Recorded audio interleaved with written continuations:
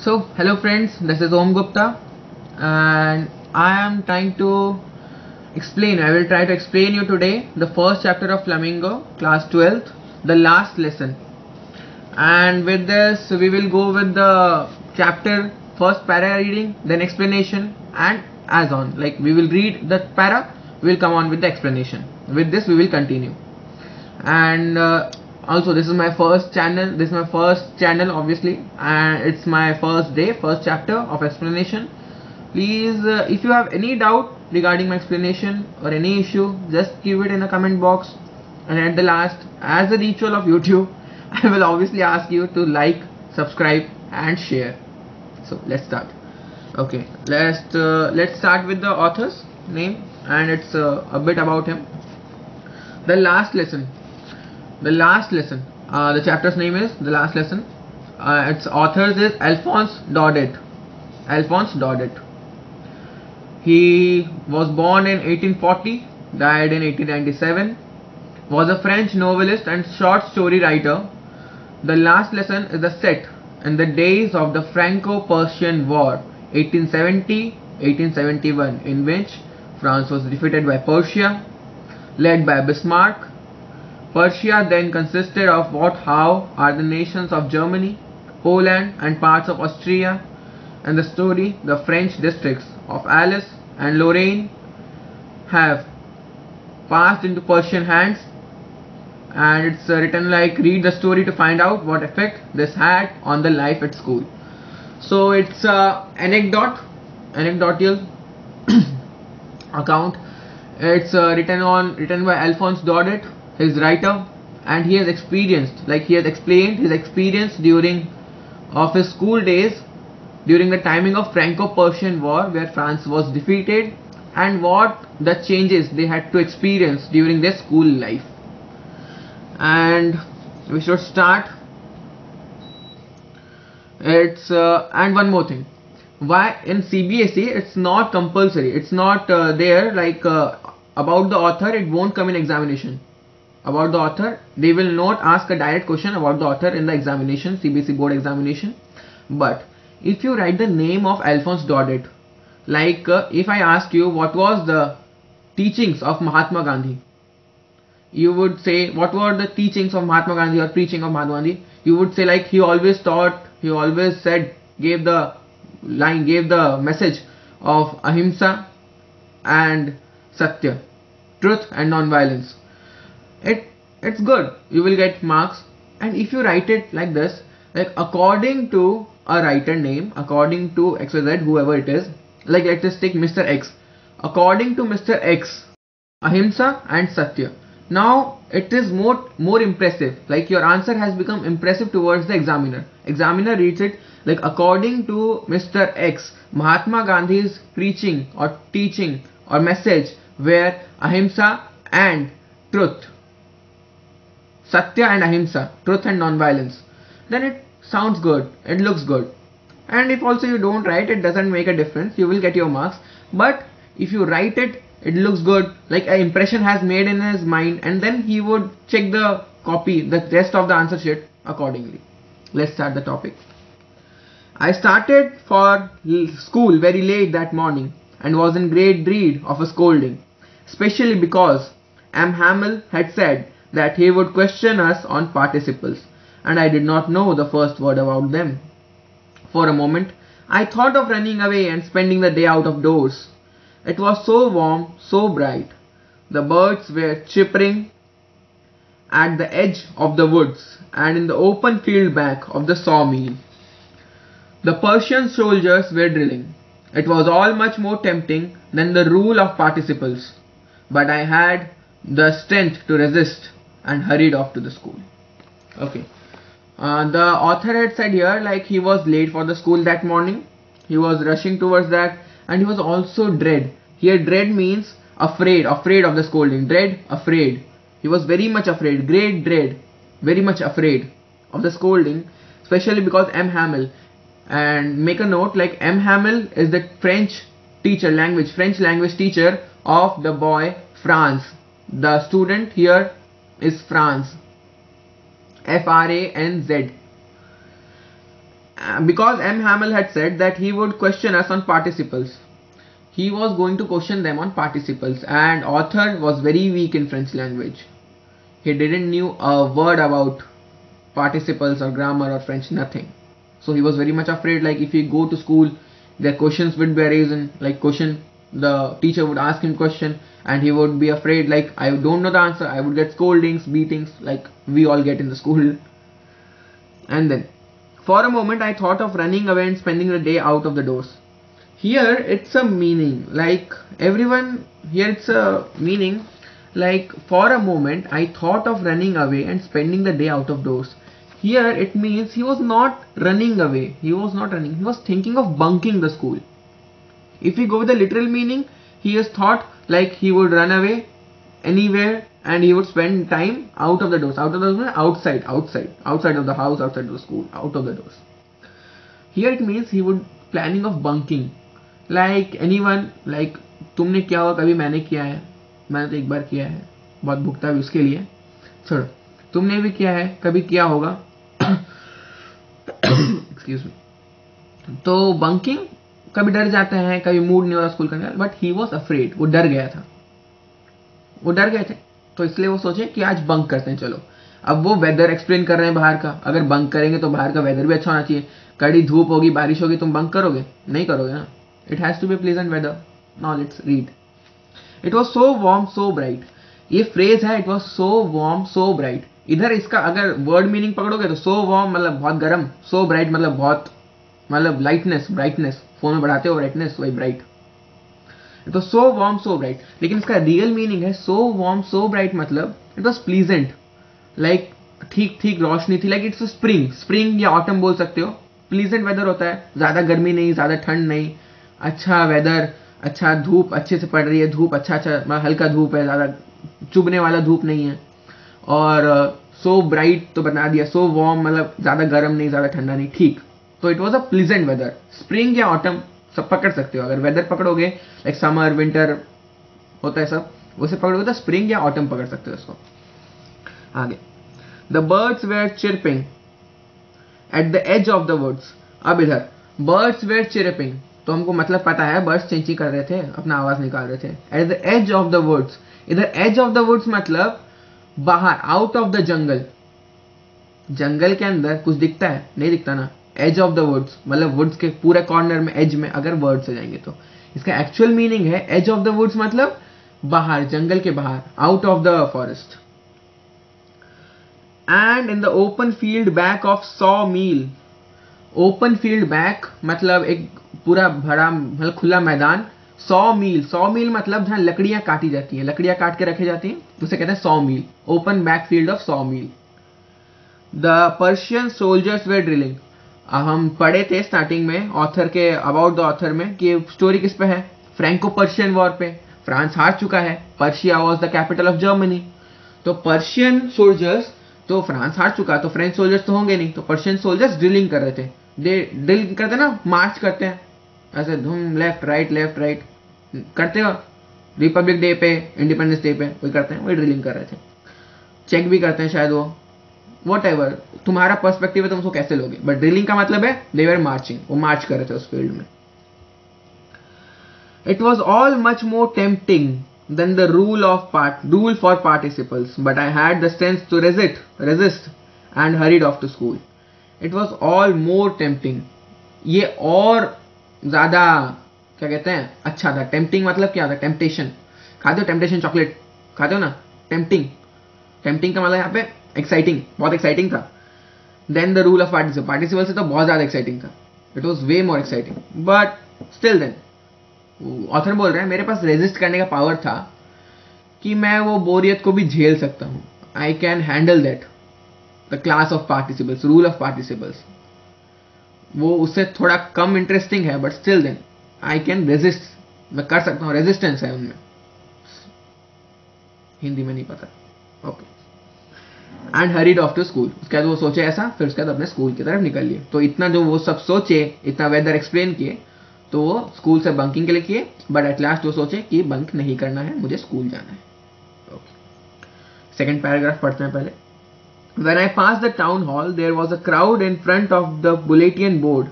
For the last 2 years, all our bad news had come from there. The lost battles, the draft, the orders of the commanding officer, and I thought to myself, without stopping, what can be the matter now? Then, as I hurried by as fast as I could go, the blacksmith, watcher, who was there with his apprentice reading the bulletin, called after me, "Don't go so fast, bub. You will get to your school in plenty of time." Okay, अब इस paragraph समझते हैं पहले. When I passed the town hall, there was a crowd in front of the bulletin board.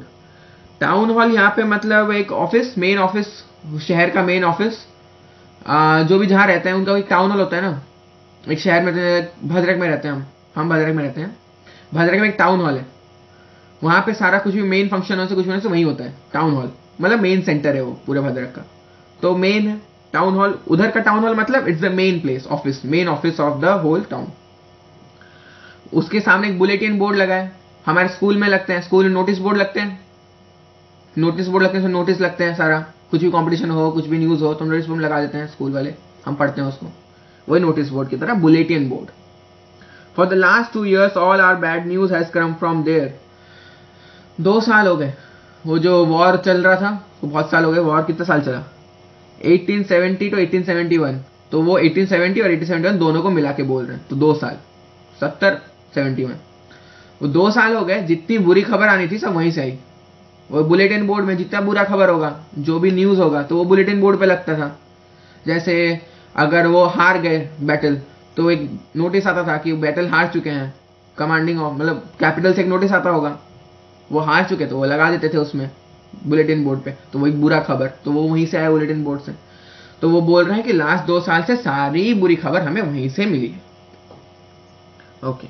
The lost battles, the draft, the orders of the commanding officer, जैसे मैंने कहा अभी वो लिखा है. लॉस्ट बैटल्स, जो बैटल हारे गए. द ड्राफ्ट, क्या क्या चीजें, मतलब क्या क्या रूल्स नए आए, रूल रेगुलेशंस. ड्राफ्ट मतलब ड्राफ्टिंग, फॉर एग्जांपल लेकिन ड्राफ्टिंग अ बिल, पार्लियामेंट में एक बिल ड्राफ्ट हो रहा है, तो मतलब बिल इनैक्ट होने वाला है, उस पर डिस्कशन होगा, वो सब ड्राफ्टिंग, रूल्स रेगुलेशंस और ये सब आएंगे. लॉज जो भी ड्राफ्ट किए वो सब आएंगे. The orders of the commanding officer, commanding officer तो एक होगा, बैटल हो रहा है तो कमांडिंग ऑफिसर होगा, जनरल, सोल्जर, कमांडिंग ऑफिसर जो कमांड करता है सब कुछ. तो कमांडिंग ऑफिसर जो जो ऑर्डर देंगे कि अब तुम्हें घर में रहना है, जैसे कर्फ्यू लग गया है, ये सब कमांडिंग ऑफिसर जो जो ऑर्डर्स देते थे वो भी वहीं से आते थे, वो भी बुरी खबर होते थे. And I thought to myself without stopping, what can be the matter now. अब वो सोच रहे हैं ऑथर कि अब क्या हो सकता है. लाइक वो खुद को रोक नहीं पाए सोचने से. विदाउट स्टॉपिंग, इंस्टेंट दिमाग में यही आया कि भाई अब क्या हो सकता है. इतना सब कुछ तो हो गया, इतने 2 साल में इतने न्यूज आ गए, अब क्या न्यूज है. चलो सेकेंड उसके बाद है. Then as I hurried by as fast as I could go, the blacksmith Wachter who was there with his apprentice reading the bulletin called after me. अब इसमें लिखा है, उनको तो पढ़ लिया बुलेटिन बोर्ड में, देख लिया, अब इतना टाइम तो है नहीं कि जाके पढ़ें कि बुलेटिन बोर्ड में क्या लिखा है क्या है. उनको स्कूल जाने में देर हो रहा है, तो वो लिखे हैं then as I hurried by as fast as I could go. जितना जल्दी हो सकता है उतना जल्दी भाग रहे थे वो स्कूल जाने के लिए. नहीं जाएंगे लेट हो जाएगा, फिर लेट होने के लिए डांट पड़ेगी, हमको पड़ती है. The blacksmith Wachter who was there, वो एक खड़े थे वहां पे, ब्लैकस्मिथ वॉचर वहां खड़े थे. With his apprentice reading the bulletin. Apprentice मतलब with a concentrating reading, concentration और एक बुलंद आवाज के साथ. हम क्वेश्चन पेपर पढ़ते हैं ना, इसका हिंदी में पढ़ोगे प्रशिक्षार्थी. प्रशिक्षार्थी मतलब शिक्षार्थी, प्रशिक्षार्थी जो पढ़ाते हैं, प्रशिक्षार्थी. ट्रेनर बोल सकते हो. जैसे कंसिस्टेंस रीडिंग होता है, कंसंट्रेशन के साथ रीडिंग, और एक बुलंद आवाज में, जैसे मैं पढ़ रहा हूं, I thought he was making fun of me, ऐसे वो न्यूज पढ़ रहे थे. ओके. उसे बोला called after me, don't go so fast bub, you will get to your school in plenty of time. तो उन्होंने कहा, बब मतलब यहाँ पे उस लड़के को आ रहा है, फ्रेंड्स को, मतलब इतना जल्दी क्यों जा रहे हो, इतना जल्दी मत जाओ, तुम अपने स्कूल में ठीक टाइम के अंदर पहुंच जाओगे. Plenty time, in plenty of time you will reach your school. अब लड़का क्या सोचता है, उन्होंने तो बता दिया, बोल दिया जो बोलना था। जब भी हमको कोई कुछ बोलता है उसके बारे में कुछ सोचते हैं, कुछ वो हमें क्या बोला, क्यों बोला, हम सोचते हैं, थोड़ा दिमाग में आता है। उस लड़के क्या आया, I thought he was making fun of me and reached M Hamel's little garden all out of breath. तब उन्होंने ये परसेप्शन निकाला इस बात का कि वो मेरा मजाक उड़ा रहे हैं। मुझे लग रहा है कि वो मेरा मजाक उड़ा रहे हैं, क्यों मैं लेट हो चुका हूँ, भाग रहा हूँ, तो मेरा मजाक उड़ा रहे हैं कि इतना जोर से क्यों जा रहे हो, तुम ठीक टाइम में पहुंच जाओगे, जितना लेट तुम निकले हो। जो हमारे पेरेंट्स मजाक बनाते हैं हमारा कि इतने जल्दी क्यों उठे, और थोड़ा लेट उठते, ठीक टाइम में पहुंच जाओगे, टेंशन क्यों ले रहे हो। वही सिचुएशन उसको लगा, पढ़ते हैं ना ताने, तो वही आता है दिमाग में। So let us continue. M Hamel's little garden all out of breath, और वो फिर हाफते हुए, थक गया ना, भाग भाग के, बहुत भाग भाग के गए, लेट से। एम हैमल्स लिटिल गार्डन, जो स्कूल है उसके आगे ही मिस्टर हैमिल ने स्कूल के बाहर एक छोटा सा गार्डन बना रखा है। वो वहीं रहते हैं स्कूल में, सरकारी स्कूल है, रहते हैं वहां पे, छोटा सा गार्डन बना रखा है। वो गार्डन पे वो पहुंच गए एट लास्ट, बट हाफते हुए, बहुत थक गए थे। मैं भी थक गया। Okay. Usually when school began, there was a great bustle which could be heard out in the street, the opening and closing of desks, lessons repeated in unison, very loud with our hands over our ears to understand better, and the teacher's great ruler rapping on the table, sorry, ज़्यादा English हो गया, table. इसको paragraph थोड़ा break करके फिर समझाते हैं। Usually when school begin, जब स्कूल शुरू होता है, हम लोग सुबह स्कूल पहुंच के आता है, कोई चिल्ला रहा है, कोई कुछ कर रहा है, बेंच हिल रहा है, बेंच सीधा कर रहे हैं, कहीं बेंच में गैप नहीं होता, कई बार बेंच में गैप लाते हैं टीचर्स कि चीटिंग ना हो जाए, होता है ना, बेंच में गैप्स लाना, बेंच को ठीक करना, और अपने बेस्ट फ्रेंड के बेंच के थोड़ा पास ले जाना, बेंच को करते हैं ना हम लोग। वही वो बसल मतलब ग्रेट बसल, जो ये सब बेंच इधर उधर करना, चिल्लाना और आवाजें बनाना, वो बसल मतलब ग्रेट साउंड, बहुत ज्यादा साउंड, इतना सारा जो हो रहा था। उसके बाद जो होता है, हो रहा था नहीं, होता है, ये सब होता है जो तुमको रास्ते में भी सुनाई देगा। चलो सरकारी स्कूल है, छोटा सा स्कूल है, वहां रास्ता कितना दूर होगा, रास्ते में भी सुनाई देता है। मतलब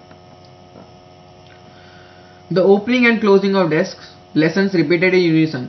यहाँ पे लेसन्स रिपीटेड इन यूनिसन मतलब साथ में। जो बच्चे बोलते हैं ना, टीचर जब बोलता है ए फॉर एप्पल, तो 10 बच्चे साथ में बोलते हैं ए फॉर एप्पल, वही सिचुएशन। यूनिसन मतलब साथ में बोलना।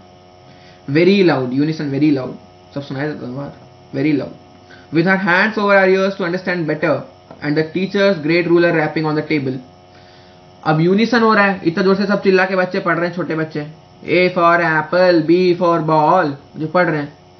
तो हम कई बार जब एक्सपीरियंस किए होगे, जब जाते हो कहीं फंक्शन में, कॉल आता है किसी का, एक कान पे हाथ रख के बात करते हो, समझ में आए कि वो क्या बोल रहे हैं। वैसे ही टीचर जब पढ़ाते हैं और वो चिल्ला रहे हैं, कुछ समझ में आ रहा है, तो कान पे ऐसे हाथ रख के बोल रहे हैं, ऐसे कान को बंद करके बोल रहे हैं कि समझ में आ जाए टीचर क्या बोल रहे हैं। उसके बाद teacher's great ruler rapping on the table. जो टीचर्स के हाथ में स्केल होता है, बड़ा स्केल, ठा जो रैप करते हैं टेबल पे, पता है, कीप क्वाइट चिल्लाते हैं जो। But now it was all so still, I had counted on the commotion to get to my desk without being seen, but of course that day everything had to be as quiet as Sunday morning. Okay, इस लाइन को समझाते हैं। But now it was all so still, I had counted on the commotion. अब ये सब बहुत still था, it was all so still, I had counted, सब मैंने सोच लिया था, counted on my commotion. Commotion मतलब सब चिल्ला रहे हैं, सबके बीच में चुपके से घुस के बैठ जाना चेयर पे। जो होता है ना, डोर होता है, जो डोर, क्लास का डोर, और यहाँ से बेंच लगी हुई है पास में, तो चुपचाप घुस के बैठ जाना, टीचर को पता ना चले, जैसे करते थे कभी कभी, गवर्नमेंट स्कूल में भी, प्राइवेट में भी, कहीं पर भी करते थे। कमोशन मतलब यहाँ शोरगुल, हलचल, वो शोरगुल हलचल के बीच घुस के निकल जाना, सुंडी में निकलना। To get to my desk without being seen, अब उन्होंने बता दिया कमोशन के बीच में, जैसे किसी को दिखाई ना दे और मैं पहुंच जाऊं, निकल जाऊं, टीचर को पता भी नहीं चले। उसके बाद लिखे हैं, but of course that day everything had to be as quiet as Sunday morning. अब यहां पर है दैट डे एवरीथिंग, उस दिन हर चीज, has to be as quiet as Sunday morning. इतना शांत, चुप, एकदम silent, pin drop silence teacher बोलता है ना, पिन ड्रॉप साइलेंस. एकदम पिन ड्रॉप साइलेंस था.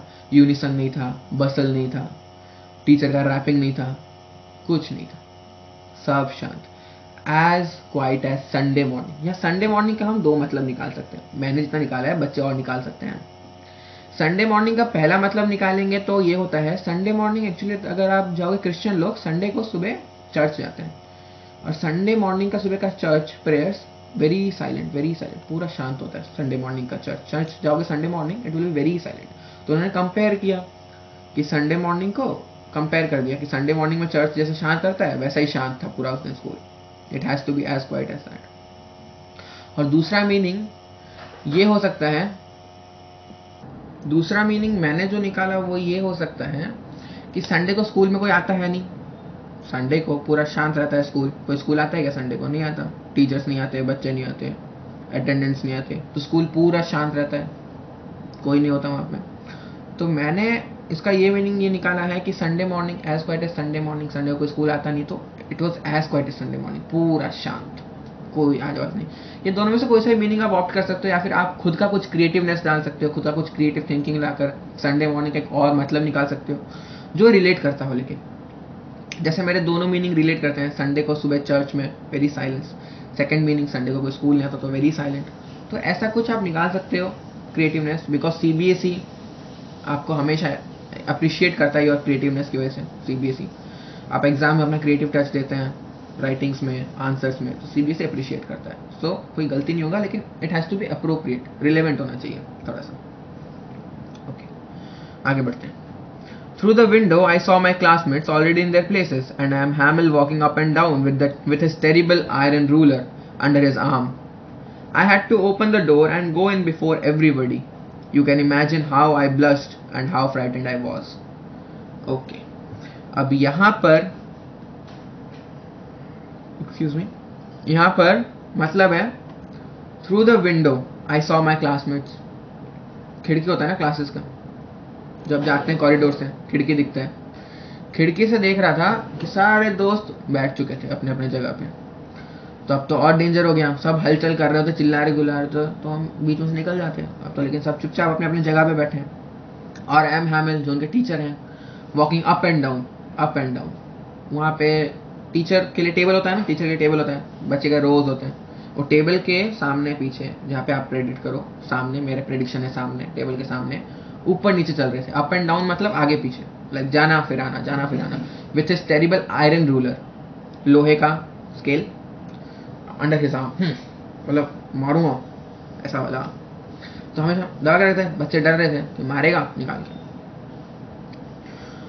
सो I had to open the door and go in before everybody.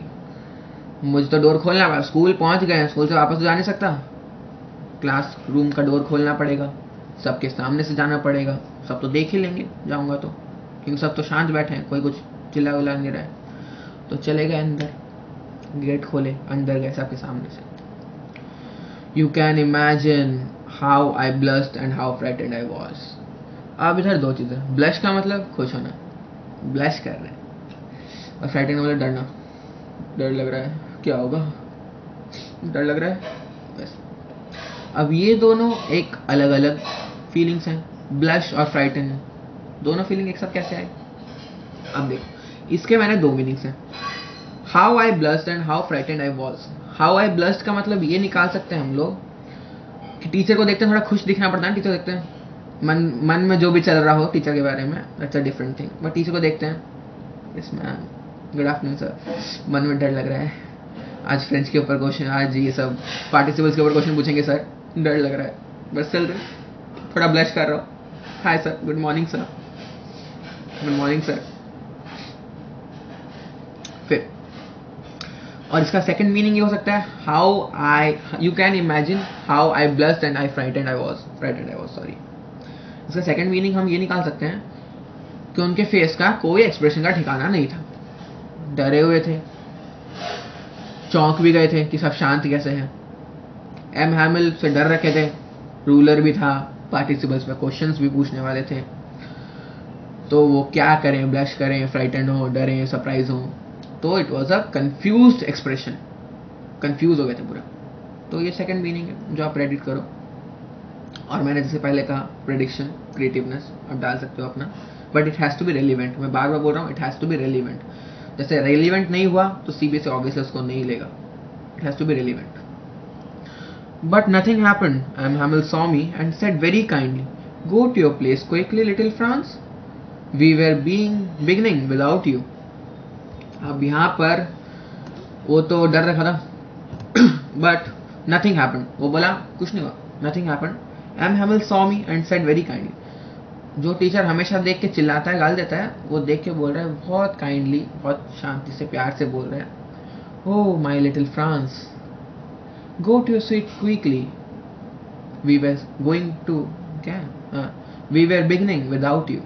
तो इतने प्यार से बोल रहे हैं कि फ्रांस बेटा जाओ अपनी सीट पे बैठ जाओ, हम तुम्हारे बिना भी शुरू कर लेते क्लास, तुम लेट हो गए थे, चलो। I jumped over the bench and sat down at my desk. Not till then, when I got a little over my fright, and I see that our teacher had on his beautiful green coat, his frilled shirt, and the little black cap all embroidered that he never wore except on inspection and prize days. चलो इस लाइन को समझाते हैं।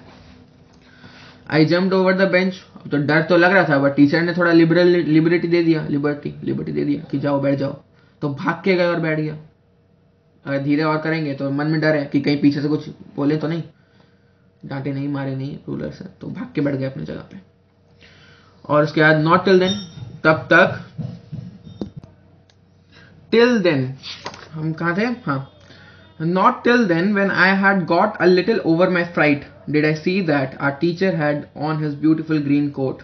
चलो यहाँ पे आया, वो जाके बैठ गए बेंच के ऊपर, तो अब उनके मन में लाइक अब थोड़ा डर कम था, डर थोड़ा कम था ना, लाइक बेंच में बैठ गया, थोड़ा शांति लगता है कि हाँ अपनी जगह पे आ गया, अब देखते हैं सर क्या करते हैं। तो उसके मन में थोड़ा डर कम था, लेकिन उसी टाइम वो कम है उससे पहले ही उसने नोटिस किया कि उसके टीचर ने एक अच्छा सुंदर सा green coat, his frilled shirt, frilled मतलब एम्ब्रॉयडर्ड, फ्रिल्ड मतलब एम्ब्रॉयडर्ड, एम्ब्रॉयडरी जानते हैं, नक्काशी करते हैं एम्ब्रॉयडरी, हाँ ये एम्ब्रॉयडरी है, देख सकते हैं, ये प्लेन कपड़ा है, उसके ऊपर क्या धागा, सुई धागा से जो नक्काशी कर रखी है, एम्ब्रॉयडरी, इसे एम्ब्रॉयडरी कहते हैं। And the little black silk cap all embroidered, silk cap, छोटा सा सिल्क कैप, फोटो में दिखता होगा, फोटो में है बुक में, अगर आपके पास बुक है तो बुक में देखिएगा, साइड में फोटो है, फोटो में दिख रहा है छोटा सा silk cap, that is also embroidered, all embroidered, that he never wore except on inspection and prize days. उन्होंने ये कभी नहीं पहना, उन्होंने बस ये प्राइज डेज, इंस्पेक्शन, जो इंस्पेक्शन सीबीएसई इंस्पेक्शन होते हैं ना, स्कूल्स में इंस्पेक्शन होते हैं सीबीएसई के, एक आते हैं सीबीएसई इंस्पेक्टर, प्रिंसिपल के साथ घूमते हैं क्लासरूम से क्लासरूम, सीबीएसई इंस्पेक्शन, वही इंस्पेक्शन के दिन पहनते थे। और स्पेशल डेज पे स्कूल में एनुअल डे होता है, प्राइज दिया जाता है एनुअल, हमारे नॉर्मली प्राइज डेज क्या होता है, एनुअल फंक्शन में प्राइज दिए जाते हैं, तो it's a prize day also, तो एनुअल फंक्शन, प्राइज डेज, ऐसे स्पोर्ट्स डे, ये सब स्पेशल डे, स्पेशल ओकेजन पहनते थे, और उन्होंने आज पहना था, जबकि आज कोई स्पेशल ओकेजन नहीं था। Okay, beside the whole school seemed so strange and solemn. Beside this, इसके अलावा, whole school, besides, adding to this, sorry, हाँ, अब यहाँ पे एक चीज बताता हूँ, बिसाइड और बिसाइड्स, बिसाइड मतलब मेरे साइड में, बिसाइड मेरे पास एक रिमोट है, it's beside me, besides me, besides this, like Apple besides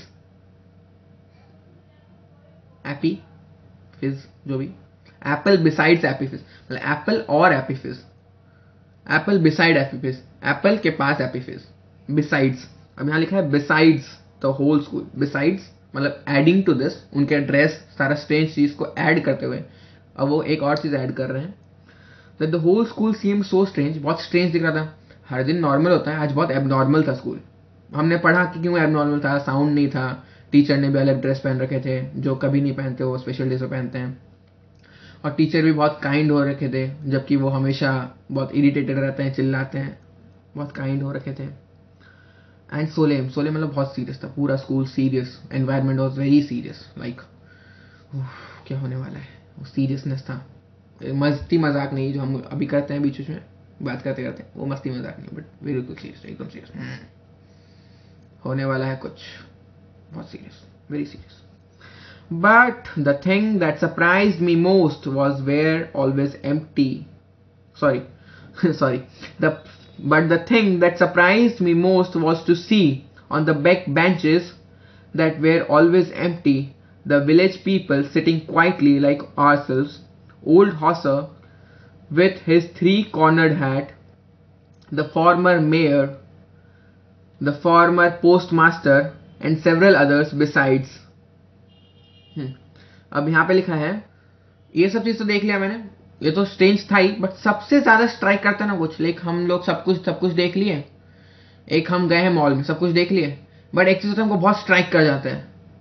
मेरे को गोलगप्पे बहुत स्ट्राइक करते हैं, वो देखते हैं, मेरे को बहुत स्ट्राइक करते हैं, वो सबसे अच्छा चीज लगता है.